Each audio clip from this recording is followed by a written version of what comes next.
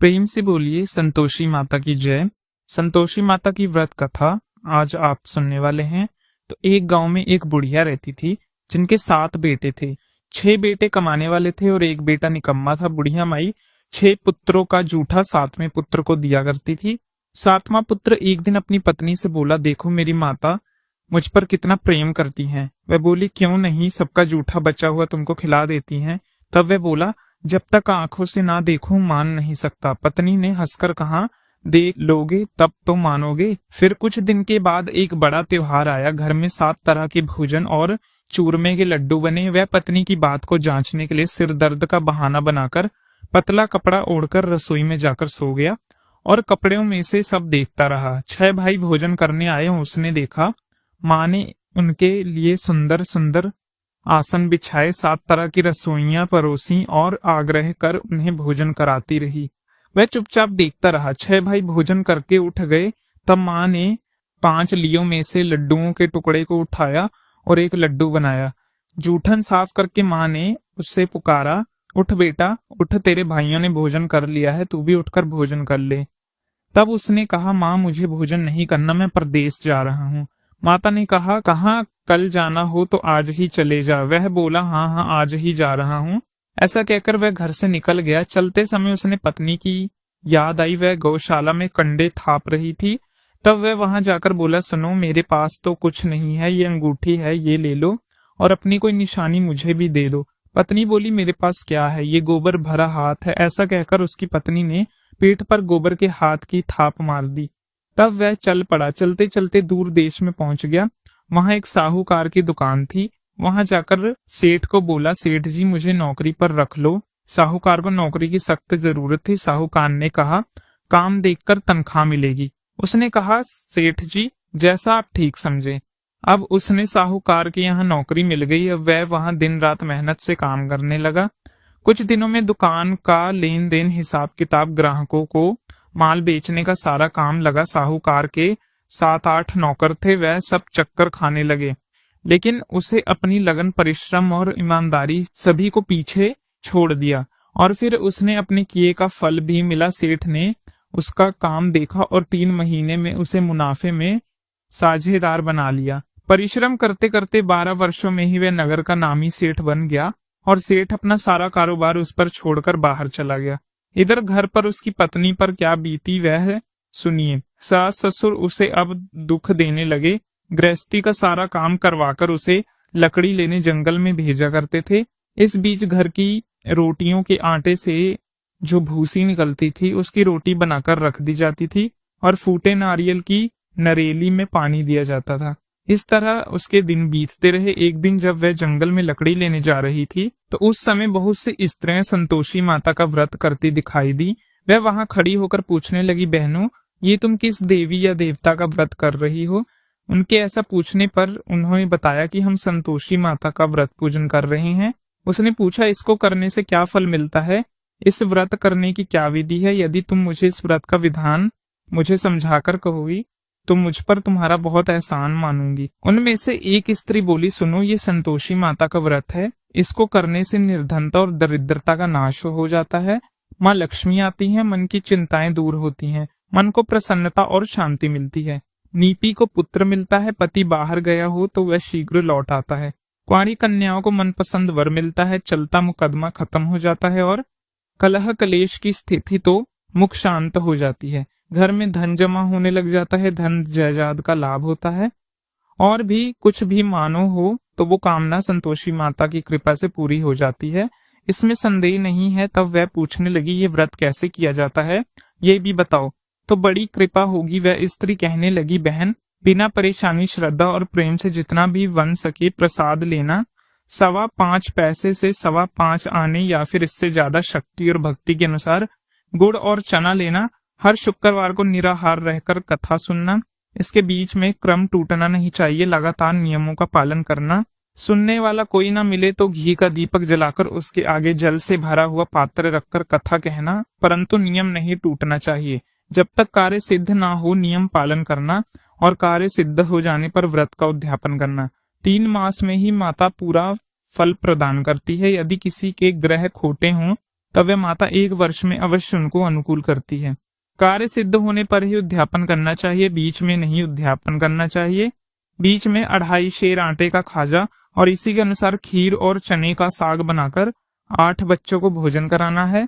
जहां तक मिले देवर जेठ भाई बंधु या कुटुंब के लड़के लेना, ना मिले तो रिश्तेदार और पड़ोसियों के लड़के को बुला लेना, उन्हें भोजन कराकर यथाशक्ति दक्षिणा देकर माता का नियम पूर्वक ध्यान करना। उस दिन घर में कोई खटाई ना खाए, ये सुनकर वह वहां से चल पड़ी। रास्ते में लकड़ी के गट्ठर को उसने बेच दिया और उन पैसों से गुड़ चना लेकर माता के व्रत की तैयारी करने चली गई। रास्ते में संतोषी माता के मंदिर में जाकर वह माता के चरणों में लेट गई और विनती करने लगी, मैं दीन हूँ, निपट मूर्ख हूँ, व्रत का कोई भी नियम नहीं जानती, मैं बहुत दुखी हूँ, हे माता मेरे दुख दूर करो, मैं तुम्हारी शरण में हूँ। संतोषी माता को उस पर दया आ गई और एक शुक्रवार बीता कि दूसरे शुक्रवार ही उसके पति का पत्र आया और तीसरे शुक्रवार को उसका भेजा हुआ पैसा भी आ पहुंचा। अब तो ये देखकर जेठानी मुंह से कोड़ने लगी, इतने दिनों बाद पैसा आया, इसमें से क्या ही बढ़ाई है। लड़के ताने देने लगे, काफी के पास तो पत्र आने लगे, रुपए आने लगे, अब तो काकी की खूब खातिर बढ़ेगी और अब तो काकी बुलाना भी नहीं चाहेगी हमको। बेचारी सरलता से कहती कि भैया पत्र आए रुपया आए तो हम सबके लिए ही अच्छा है। ऐसा कहकर आंखों में आंसू भरकर संतोषी माता के मंदिर में जाकर वह महामातेश्वरी के चरणों में गिरकर रोने लगी, कहने लगी, माँ मैंने तुमसे पैसा नहीं मांगा, मुझे पैसे से क्या काम, मुझे तो सुहाग से काम है। माँ मैं तो अपने स्वामी के दर्शन और सेवा मांगती हूँ। तब माता ने प्रसन्न होकर कहा, जा बेटी तेरा स्वामी भी जल्द आएगा। ये सुनकर खुशी से बावली होकर वह घर आकर काम करने लगी। अब संतोषी माता विचार करने लगी, इस भोली भाली पुत्री से मैंने कह तो दिया कि तेरा पति शीघ्र आएगा, कहाँ से वह तो इसे स्वप्न में भी याद नहीं करता, उसको इसकी याद दिलाने के लिए तो मुझे ही जाना पड़ेगा। संतोषी माता ने इस बुढ़िया के बेटे को स्वप्न में समझाया, पुत्र तेरी पत्नी बहुत कष्ट उठा रही है। तब वह बोला, माँ ये तो मुझे भी पता है, लेकिन क्या करूं, वहां कैसे जाऊं, परदेश की बात है, लेन देन का सारा हिसाब किताब है और कोई जाने का रास्ता भी नजर नहीं आता, आप ही कोई राह दिखाइए, मैं कैसे जाऊं। तब संतोषी माता कहने लगी, सवेरे नहा धोकर संतोषी माता का नाम लेके घी का दीपक जलाकर दंडवत कर और दुकान पर जाकर बैठना, देखते देखते तेरा लेन देन सब चुक जाएगा और जमा माल बिक जाएगा, सांझ होते होते धन का ढेर लग जाएगा और अगले दिन सुबह जल्दी उठना और अपने मित्र परिचितों में स्वप्न में माता द्वारा कही गई बात कहकर और कथा सुनाना। उसकी बात सुनकर उसकी खिल्ली उड़ाने लगे। सब लोग उसकी बात सुनकर उसकी खिल्ली उड़ाने लगे, कहने लगे, कभी भी सपने की बात सच नहीं होती क्या। लेकिन उनमें एक बूढ़ा व्यक्ति बहुत समझदार था। वह बोला, देखो भाई मेरी बात मानो, इस तरह सच या झूठ कहने के बदले देवता ने जैसे कहा है वैसे ही करना, तेरा क्या जाता है। अब बूढ़े व्यक्ति की बात मानकर नहा धोकर उसने संतोषी माता को प्रणाम किया, फिर घी का दीपक जलाकर दुकान पर जा बैठा और जैसे संतोषी माता ने कहा उसी अनुसार शाम तक धन का ढेर लग गया और वह हैरान हो गया। मन में संतोषी माता का नाम लेकर प्रसन्न होकर घर जाने के लिए गहने कपड़े और सामान खरीदने लगा। काम से निपटकर वह घर को रवाना हुआ। उधर उसकी पत्नी जंगल में लकड़ियां लेने गई थी। लौटते समय थक जाने के कारण वह संतोषी माता के मंदिर में विश्राम करने के लिए बैठ गई। उसका रोज रुकने का स्थान था। तब धूल उड़ती देखकर उसकी माता ने पूछा, हे माते ये धूल कैसी उड़ रही है। संतोषी माता ने कहा, पुत्री ये देख तेरा पति आ रहा है, अब तू ऐसा कर, लकड़ियों के 3 बोझ बनाकर नदी के किनारे रख, दूसरा मेरे मंदिर पर और तीसरा सिर पर रख। तेरे पति को लकड़ी का गट्ठर देखकर मोह पैदा होगी, ये वहां पर रुकेगा, नाश्ता पानी करके माँ से मिलने जाएगा, तू लकड़ी का गट्ठर उठाकर जाना और बीच चौक पे गट्ठर डालकर 3 आवाजें और जोर से लगाना, लो सासू जी लकड़ी का गट्ठर लो, भूसी की रोटी दो, नारियल की खोपड़ी में पानी दो, आज कौन मेहमान आया है। संतोषी माता की बात सुनकर वह बहुत अच्छा माँ कहकर प्रसन्न मन से लकड़ियों की 3 गट्ठर बनाकर लाई। एक नदी के तट पर, दूसरा मंदिर में और दूसरा अपने सिर पर रख। मुसाफिरों वहां आ पहुंची। सूखी लकड़ी देखकर उसको इच्छा हुई कि अब यहाँ विश्राम कर लें, भोजन बनाकर खा पीकर फिर गांव को चले। इस प्रकार भोजन करके विश्राम कर वह अपने गांव को आ गई।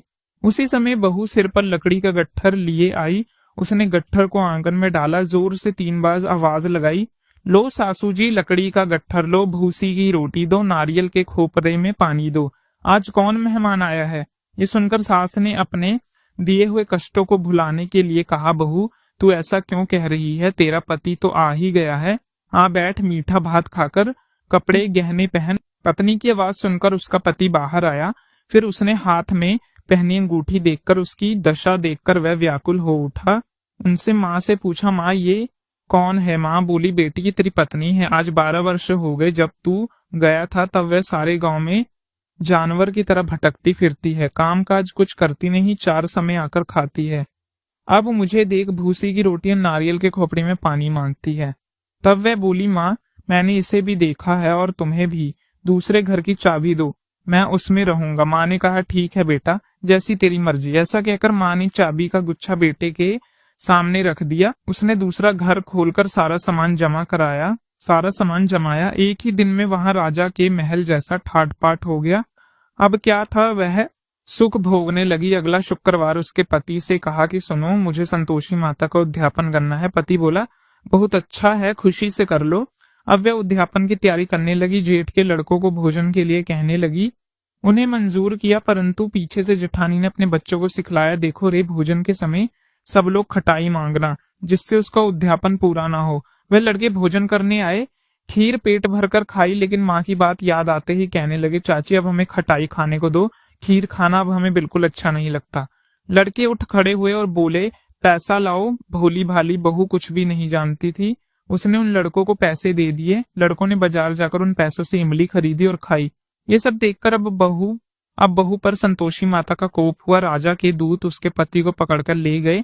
जेठानी कहने लगी, अब सब पता चल जाएगा जब जेल की रोटी खाएगी। बहू से ये वचन सहन नहीं हुए। वह संतोषी माता के मंदिर गई और कहने लगी, माता आपने क्या किया? हंसकर आप मुझे क्यों रुलाने लगी? संतोषी माता बोली, पुत्री तूने मेरा व्रत भंग किया, इतनी जल्दी सारी बातें भूल गई।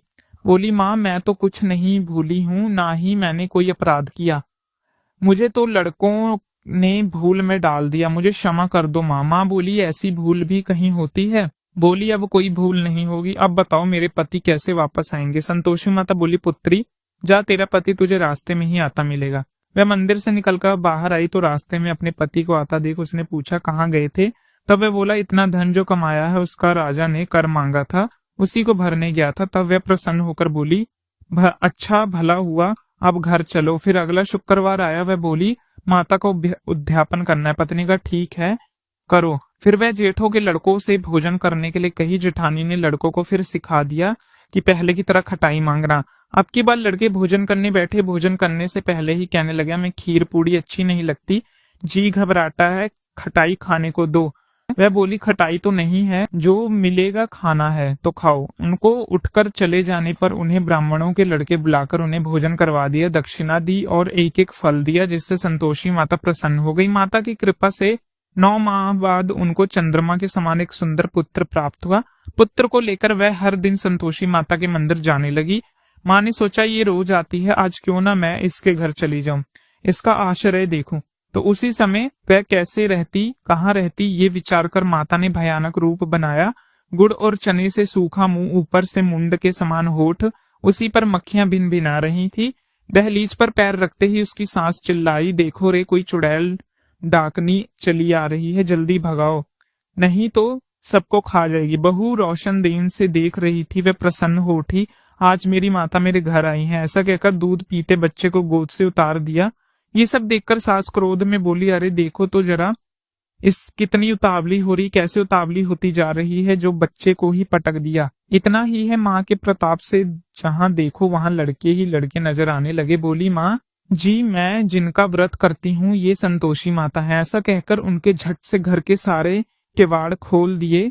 सबने फिर तो माता के चरण पकड़ लिए और विनती करके कहने लगी, माता हम मूर्ख हैं, अज्ञानी हैं, व्रत की विधि हम नहीं जानते, आपका व्रत भंग कर हमें बड़ा अपराध किया है, माते आप हमारे सभी अपराधों को क्षमा करें। इस तरह बार बार कहने पर संतोषी माता प्रसन्न हो गई। इसके बाद उसकी सास कहने लगी, हे संतोषी माता, आपने बहू को जैसा फल दिया वैसे सबको देना। ये कथा सुनने या पढ़ने से सभी के मनोरथ पूर्ण करना। तो प्रेम से बोलिए संतोषी माता की जय। वीडियो यदि आपको अच्छी लगी हो तो कमेंट बॉक्स में संतोषी माता की जय अवश्य लिखें और हमारे चैनल व्रत साधना को अवश्य सब्सक्राइब करें, ताकि आने वाली ऐसे ही ज्ञानवर्धक व्रत कथाओं की वीडियो की नोटिफिकेशन सबसे पहले आप तक पहुंच सके। जय संतोषी माता।